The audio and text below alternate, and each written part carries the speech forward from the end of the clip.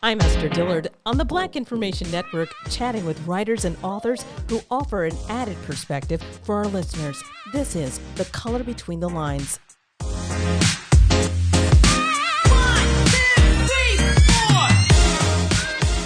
In this edition of The Color Between the Lines, we are interviewing former NFL player R.K. Russell and his new book, The Yards Between Us, a memoir of life, love, and football. Russell made history as the first active NFL football player to publicly identify as bisexual, and now he is sharing his story in a memoir.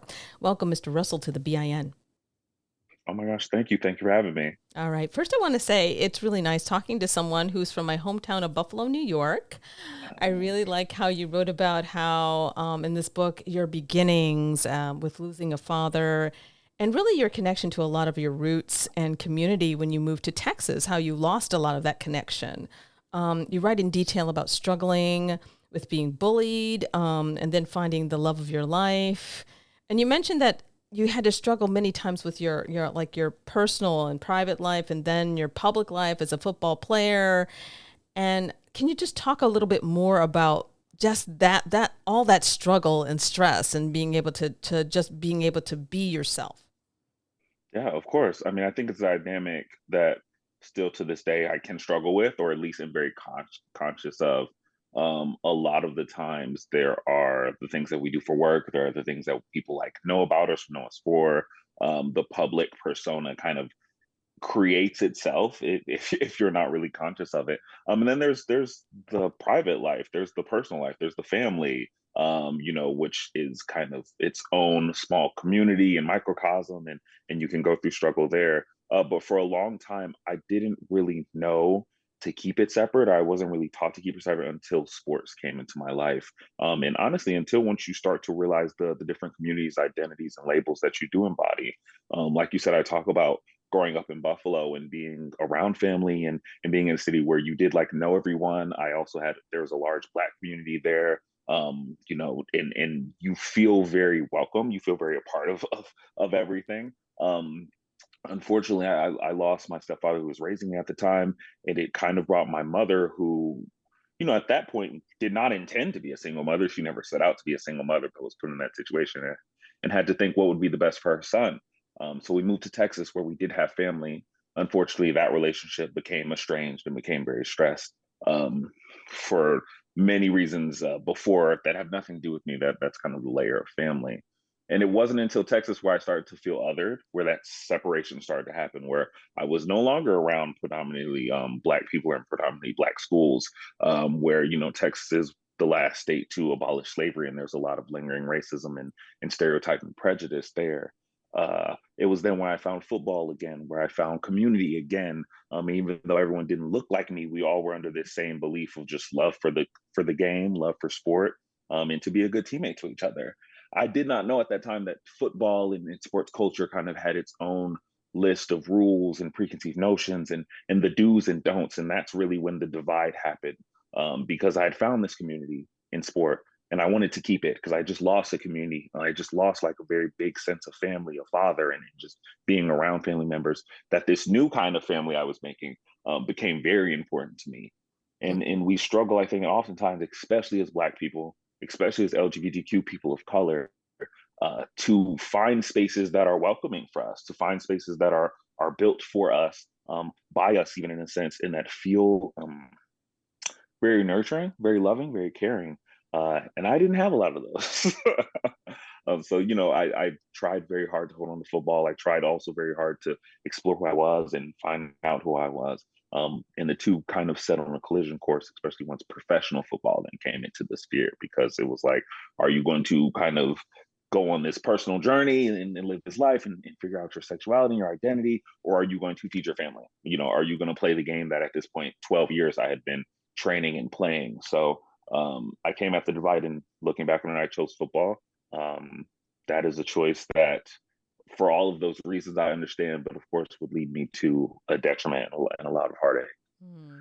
And it's so sad having to make those choices between feeding your family and being yourself. It's just like a major, huge thing. You mentioned in the book of talking about you also mentioned just in your answer about the masculinity, the kind of toxic masculinity in the NFL, and how you revealed when you revealed this part of yourself, you feared that this might be the end of your career, but you were hoping not, and then like all the opportunities appeared to like disappear. It seemed to happen. Do you think that coming out was the reason for the career ending, or other things that may have contributed to that? I'll say that the NFL, especially once you get to that level, it's, the pinnacle of football, um, American football in the world, and it's the pinnacle of the sport, that there are so many reasons that it was already kind of a struggle for me in finding in teams. I was drafted to Dallas, and obviously that didn't stick for a reason. I went to Tampa, had some success, but of course got injured, which led to me leaving there. And that there are so many factors that it's impossible for me to say that being a bisexual man was like the proverbial hump that broke the camel's back. But also, I don't think that um, in centering myself in my identity and being proud that way, it obviously didn't help because I didn't get signed.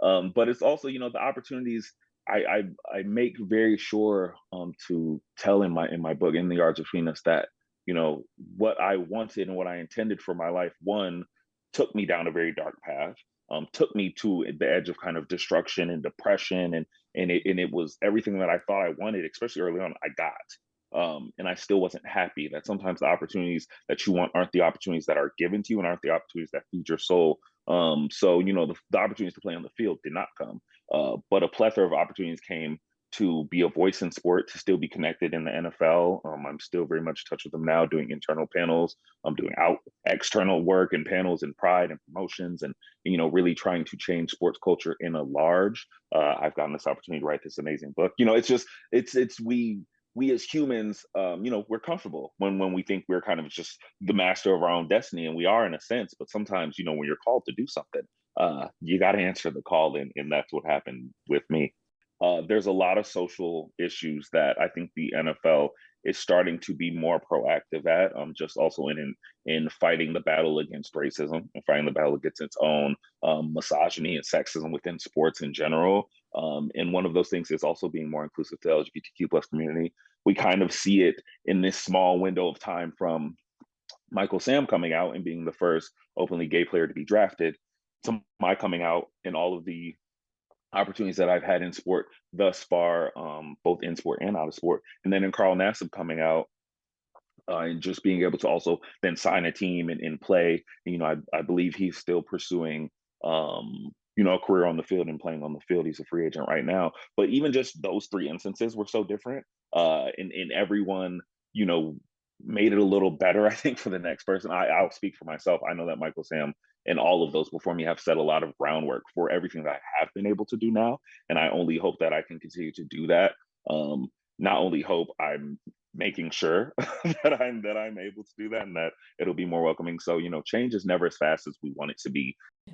For those of you who are just joining us, I'm Esther Dillard with the Black Information Network, speaking with former NFL player R.K. Russell about his new book, The Yards Between Us, a memoir of life, love, and football. You mentioned in your book that before you came out to the world, you had to come out to your family, to your mom. Mm. And the conversation wasn't as perhaps what most people would have thought. She responded in a way that was kind of devastating to you, but then apologized. Can you just talk about that conversation and what that moment taught you? Yes. Oh my goodness. I mean, my mother, I every time I think of her, I just think of my best friend. Like, we're so close. We've been through so much together, as people will read in the book. And I knew in my heart of hearts that we would be okay, but I also knew that the information would be shocking to her. As much as her response was devastating to me, I knew that in some way the information would be devastating to her, not because of any homophobia or any hate, or that she would view me different, but just that to be that close to someone, and to not be, you know, privy to their journey, to not see kind of the pain that I was going through, especially like as her child, and to know that maybe she wasn't aware of something, so she couldn't protect me from something. I know was very devastating to her. Um, and the three words that she said to me, the first thing she said to me after I came out to her on the phone, was, "What about football?" And it was something that, to me at that moment, was like very shocking and very emotional. But then quickly after kind of looking at it and taking a step back and getting off that phone call and just like breathing a bit, I understood it, because it was also the question that I asked myself for so many years. It was the main reason why I didn't come out for so many years. And it's also a reflection of like how society views football, which I think in LGBTQ plus athletes, which I think was very awakening for me, eye opening for me, was that people do believe that if you're part of the LGBTQ plus community, you're stepping away from football or you're jeopardizing football, or sport as a male athlete. So I understood it immediately, and like you said, she came back, she apologized, and we're best friends to this day. Like she's at all of we. I had a book tour in New York when the Yards of Penis came out. She was there. You know, she's coming back this week, as I said earlier off the recording. We are so close now, but I get it. It took me at that point 26 or 27 years to figure myself out and get to the point where I was comfortable in sharing. And I had kind of given her 5 minutes in a phone conversation, which wasn't really fair, so to say. But it's all about where you end up, and we ended up in a good place so quickly. And I hope that other kids and their parents can work through it and get to that place too, because it is a process for all of us. For some of us, it takes years. For people that are companions on this journey, hopefully it'll take much quicker, much sooner for them. But it is still a journey at the end of the day. That's one of the reasons why I wanted you to share about that, because I'm sure there's other listeners on that are listening to this interview who may be going through a similar thing and they have to deal with other relationships with their family. Those were all such big concerns before I came out. You know, they were things that literally I would stay up at night, worrying about, being dreadful of, fearing of. But after I came out, and you know, of course, having that initial support from my family, or at least just everyone in my really close inner circle, knowing and being in any way loving or supportive, there was such a freedom, like a burden and a weight was so lifted that the other things were just kind of things I was like, I'll figure it out. Like I feel so good about myself and my life. I was at a point where I had just lost my best friend very recently. Football was this huge question mark. You know, big things that my whole identity was wrapped in were really kind of in peril. And after coming out, I was still so happy. I was so joyous. I found love. You know, I moved to a city that I also had always dreamt of. I had all these other opportunities. Like I was so happy that everything else, I was like, I will figure it out. If I can wake up and just feel this peace within myself and this joy within myself, I will figure everything else out. And some of it I'm still figuring out. Family is always like a mixed bag for sure. Um, but I'm okay. Well, I have to ask this question because I'm sure that there are other parents and other people who are dealing with their own sexuality, trying to figure out where they all fit and everything. And you made it clear in your book that you dated women and then you found your current love of your life, but you didn't say, well, now I'm gay. So for those who Mm, are listening who may are trying to figure out that whole thing, it probably yeah. was difficult for you as well. And parents just trying to understand their teens or their young adults who are trying to figure out Yeah. their sexuality. Can you explain how others should understand why you believe bisexual just was the right definition for you? Because I'm sure that was Mhm. not an easy thing to determine. Of course. Thank you so much for asking this question. It's one that I wish I would get more, just because there is so much either misinformation or just not enough information about bisexuality. Um, but it comes down to the fact that the the labels never fit, the boxes never fit. The you know, I was hearing from other people's experiences, because I think that is also where the most wealth of information comes from, is from other people's experiences, and they were close, you know, in parts. Like the straight experience was close, the gay experience, but it just didn't feel right for me. It's kind of like that pair of jeans where like, okay, there's not enough room in the legs, but the hips fit, or okay, the waist is line is too big, but this is good. And they just didn't fit right for me. And I think the thing that I try to be conscious of in these conversations is using identity over sexuality. Obviously, both terms work, but sexuality is so, I think, just having the word sex in it makes it so like focused on the partners that you have and the encounters that you have. And I don't think it is that regardless of whether I'm dating a man or a woman, bisexuality is mine. It's my identity. It's about me. Someone else cannot discern that for me. Just like any other parts of my identity, regardless of the race or the ethnicity or nationality of the person that I date. I'm still a black man. I still identify as a black man. I still am a black man. Like it's mine. I love the way you explained it because it is somewhat, maybe kind of a challenge for parents. Oh, it And is. yeah. It was a challenge for me. Like I do understand. So what's next for you? Football or something else? It's been so many things. I think the current one now is that my book, The Arts Between Us, has been optioned by Sony TV to be turned into a comedy series in collaboration with Gabrielle Union and her production company. So Gabrielle Union will be co-executive producing with me. I'll be co-writing with an amazing screenwriter, Awesome. Saeed Crumpler. Thank you. Yeah, it's crazy to see this story kind of take a different turn and take a different spin, but it's also so right. I've had a lot of questions or interviews about the choice to do comedy with a story like this, because I Yeah. mean, as people read in the book, it's not like a bunch No. of laughs and stingers. I go through really, really hard things in life, as we all do. But at the end of the day, I am tired of seeing on screen the traumatic coming out story, the challenges, and that's very valid. That comes from a real place. I think we're starting to get that representation on TV and on the screen, and we still need it.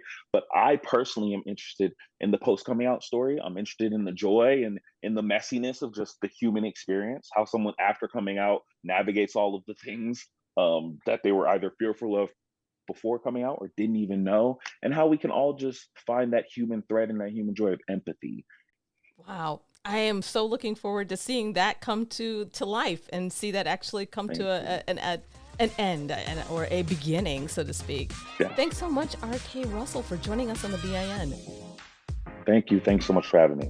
That's it for this edition of The Color Between the Lines. The book is The Yards Between Us, a memoir of life, love, and football. I'm Esther Dillard on the Black Information Network.